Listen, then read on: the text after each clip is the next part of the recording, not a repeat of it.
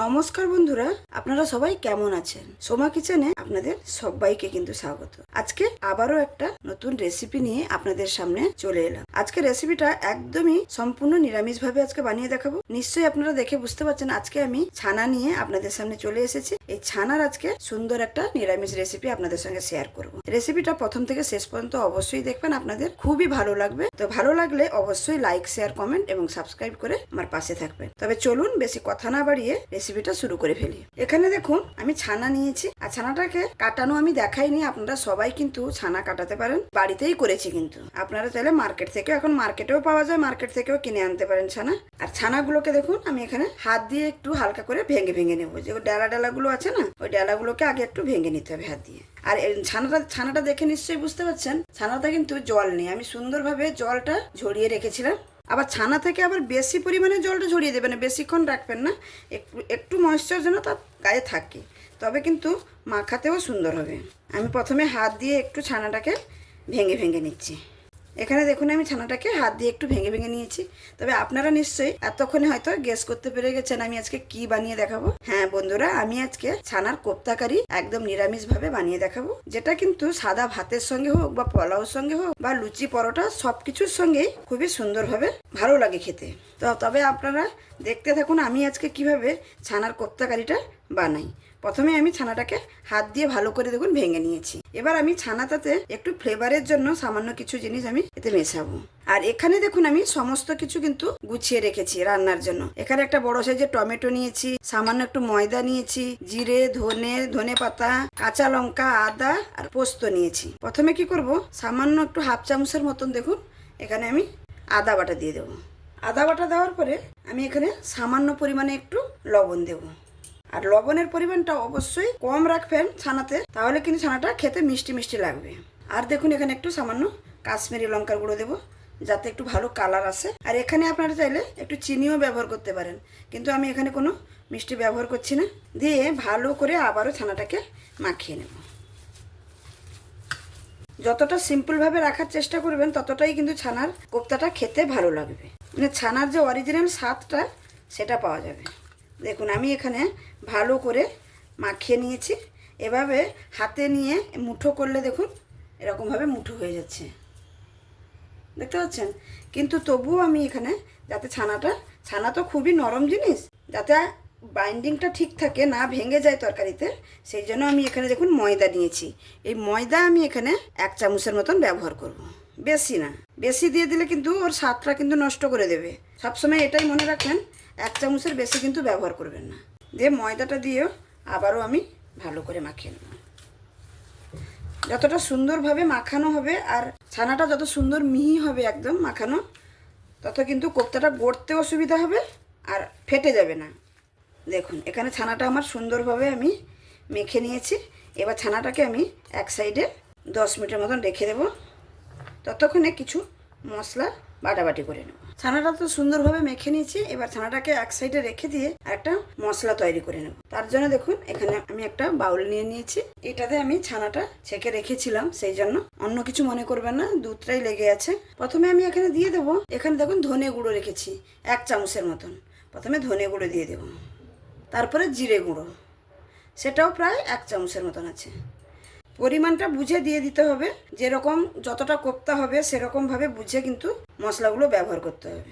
এখানে দেখুন আমি হাফ চামচের মতন হলুদ গুঁড়ো দিলাম, আর দেখুন সামান্য একটু ঝাল লঙ্কার গুঁড়ো, আর 1 চামচের মতন আমি কাশ্মীরি লঙ্কার গুঁড়ো। এই গুঁড়ো মশলাগুলো যদি আগে একটু এরকম জল দিয়ে মাখিয়ে রাখা যায়, তাহলে কিন্তু এখান থেকে যে বাটা মশলার স্বাদটা কিন্তু পাওয়া যায়। এরকমভাবে যদি আগে থেকে একটু মাখিয়ে রাখা যায় না, এই মশলাগুলো ভিজে গিয়ে একটা বাটা মশলার টেস্ট এনে দেবে।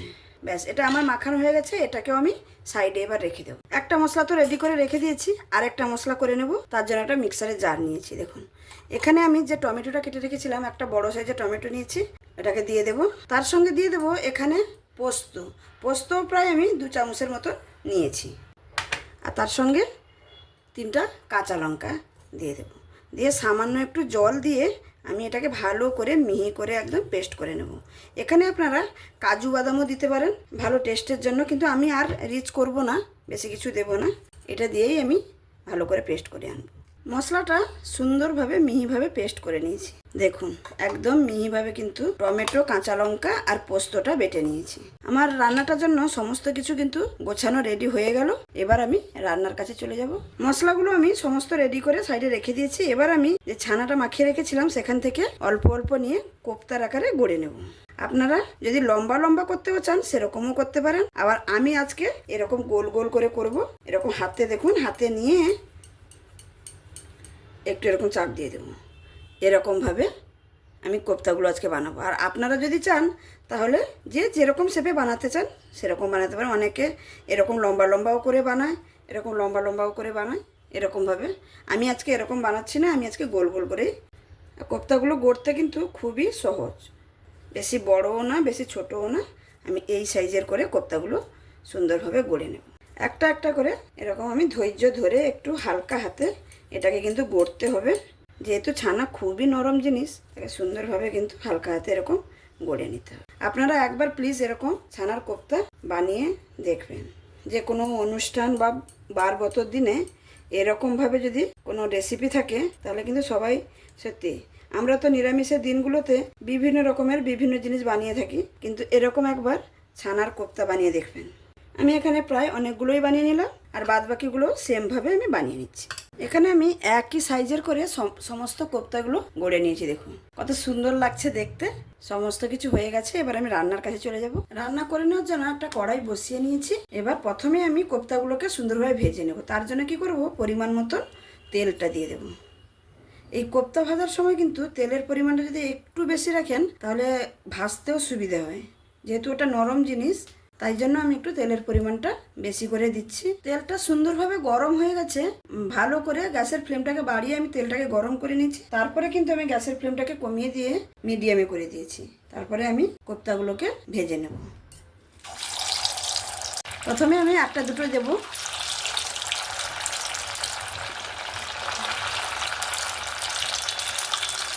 কোপ্তাগুলো কিন্তু অল্প অল্প দিয়ে কিন্তু ভাজতে হবে, যেহেতু নরম জিনিস একসঙ্গে বেশি দিয়ে দিলে কিন্তু ভেঙে যাবে। আমি একটু উপর থেকে একটু তেল এরকম ছিটিয়ে ছিটিয়ে দেবো, যাতে কোপ্তার উপরগুলোও একটু শক্ত হয়ে যায়, তাহলে কিন্তু উল্টাতে সুবিধা হবে।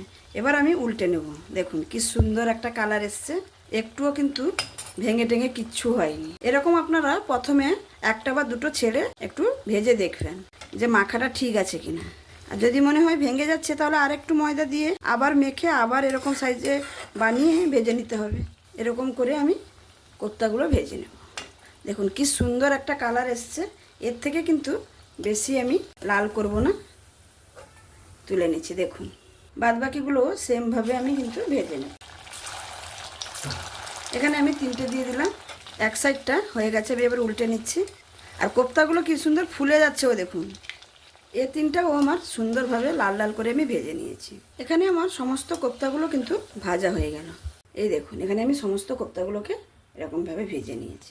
আমি এখানে তেলটা গড়িয়ে নিয়েছি, যতটা পরিমাণ আমার রান্নাতে লাগবে সেই পরিমাণ রেখে আমি তেলটাকে বের করে নিয়েছি। তেল তো গরমই আছে, প্রথমে ফোড়ন করে নেব। দেখুন এখানে একটা তেজপাতা দিয়ে দিচ্ছি, আর এখানে একটা এলাচ, দুটো লবঙ্গ আর সামান্য একটু দারচিনি ফোড়ন করে নিচ্ছি। ফোড়নটা একদম রেডি হয়ে গেছে, সুন্দর একটা গন্ধ বেরোচ্ছে। এবার আমি যে মশলাটা আমি জল দিয়ে গুঁড়ো মশলাটাকে মেখে রেখেছিলাম, সেই গুঁড়ো মশলাটা এখানে আমি দিয়ে দেবো।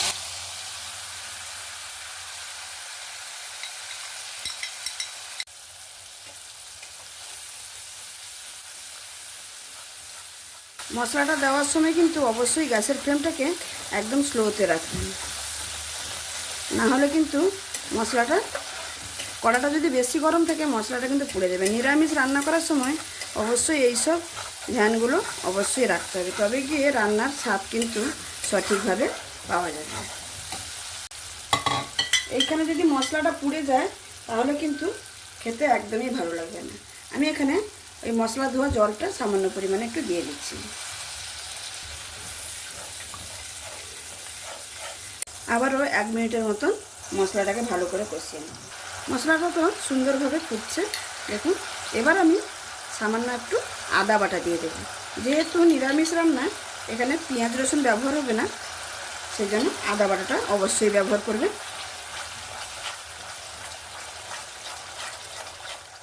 আদা বাটাটা দিয়েও ভালো করে মশলার সঙ্গে প্রথমে কষিয়ে নিতে হবে। ভালো করে 2-3 মিনিটের মতন ভালো করে কষিয়ে নিয়েছি। দেখুন মশলা থেকে সুন্দর একটা তেল ছেড়েছে, আদার যে কাঁচা গন্ধটা সেটাও কিন্তু চলে গেছে। মশলার স্ট্রাকচারটা কি সুন্দর এসছে দেখুন। এবার আমি বেটে রাখা পোস্ত, টমেটো আর কাঁচা লঙ্কা এই পেস্টটা এবার দিয়ে দেবো।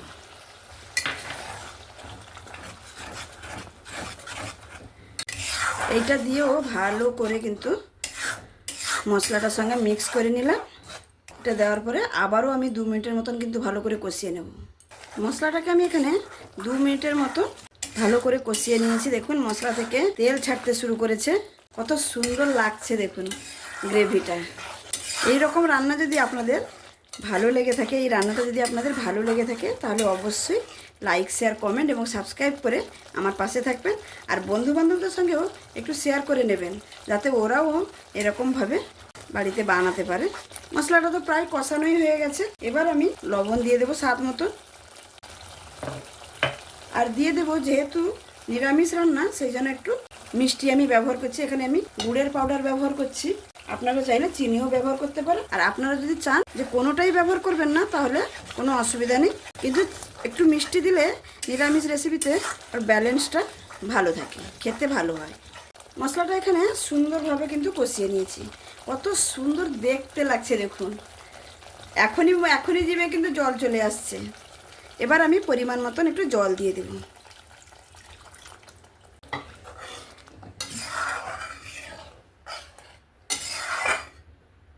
আর সামান্য একটু জল দেব। জুসটা দেখুন যে যার নিজের পছন্দ মতন, যে যেরকম একটু গ্রেভি রাখতে পছন্দ করবেন সেরকমভাবে কিন্তু জলটা ব্যবহার করবেন।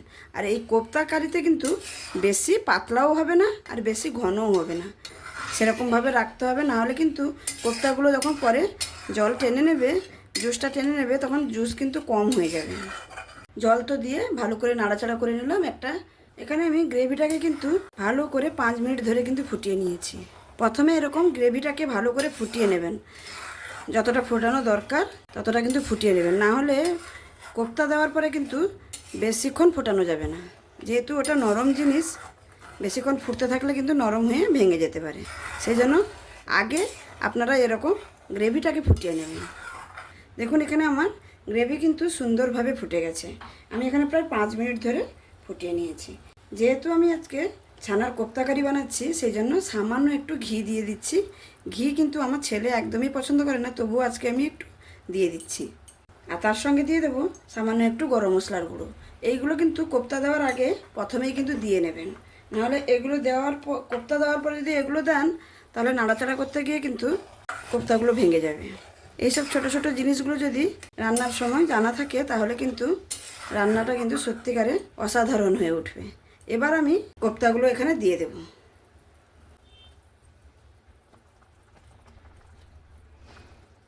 আমার এখানে জুসটা কিন্তু অনেকটাই ঘন হয়ে এসছে, সেই জন্য আমি এখানে কোপ্তাগুলো দিয়ে দিলাম।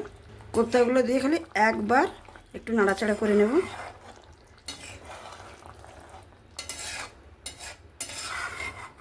রেসিপিটা আর একবার কিন্তু একটু সুন্দরভাবে ফুটে গেলে আমি কিন্তু নামিয়ে নেব। এখানে আমি কোপ্তাটা দেওয়ার পরে প্রায় 2 মিনিটের মতন ফুটিয়ে নিয়েছি। এর থেকে কিন্তু আর বেশি ফোটাবো না। আর গ্রেভিটা দেখুন যতটা ঘন আছে, এটা কিন্তু পরে কিন্তু টেনে নেবে। অবশ্যই নামানোর আগে একটু লবণটা চেক করে নেবেন। আমার এখানে লবণ কিন্তু একদম পারফেক্ট। আমার রান্না একদমই কমপ্লিট। নামানোর আগে সামান্য একটু ধনেপাতা দিয়ে দেবো।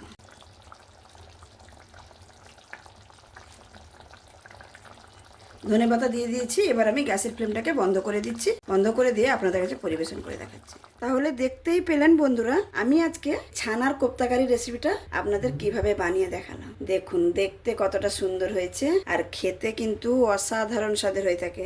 একবার প্লিজ আমার অনুরোধে একবার এরকম বাড়িতে যখনই ছানা আসবে তখনই একবার এরকম বাড়িতে বানিয়ে দেখবেন। কোনো নিরামিষের দিনে বা কোনো অনুষ্ঠান বা বারবতর দিনেও আপনারা এরকম ভাবে বানিয়ে ফেলতে পারেন। বাড়ির সবাই কিন্তু খেয়ে মানে সত্যিকারেই প্রশংসা করবে যে আজকে কি বানিয়েছো, দারুণ সুন্দর একটা রেসিপি। এই রেসিপিটা কিন্তু রুটি, পরোটা, গরম ভাত বা পোলাওর সঙ্গে সবকিছুর সঙ্গে খেতে কিন্তু অসাধারণ লাগে। তাহলে আমার এই রেসিপিটা যদি আপনাদের ভালো লেগে থাকে তাহলে অবশ্যই লাইক, শেয়ার, কমেন্ট এবং সাবস্ক্রাইব করে অবশ্যই সাবস্ক্রাইব করবেন বন্ধুরা। সাবস্ক্রাইব করে আমার পাশে থাকবেন। আর যে সকল বন্ধুরা অলরেডি সাবস্ক্রাইব করে আমার পাশে আছেন তাদেরকে অসংখ্য অসংখ্য ধন্যবাদ। আর যারা এখনো সাবস্ক্রাইব করেনি, নতুন বন্ধুরা ভিডিও দেখছেন অথচ সাবস্ক্রাইব করছে না, প্লিজ আমার চ্যানেলটাকে সাবস্ক্রাইব করে আমার পাশে থাকুন। আমি যখনও কোনো নতুন রেসিপি আপলোড করব আপনাদের কাছে কিন্তু সঙ্গে সঙ্গে পৌঁছে যাবে। আর আমার চ্যানেলে কিন্তু আমি সুন্দর সুন্দর রেসিপি দিয়ে থাকি। আপনারা যদি অন্য কিছুও দেখতে চান সেটাও কমেন্টের মাধ্যমে অবশ্যই জানাবেন, আমি সেটাও বানিয়ে দেখানোর চেষ্টা করব। তাহলে আজকে এখানেই শেষ করছি, আবার দেখা হবে অন্য কোনো দিন অন্য কোনো রেসিপির সঙ্গে। সবাই ভালো থাকবেন, সুস্থ থাকবেন, সাবধানে থাকবেন। ধন্যবাদ।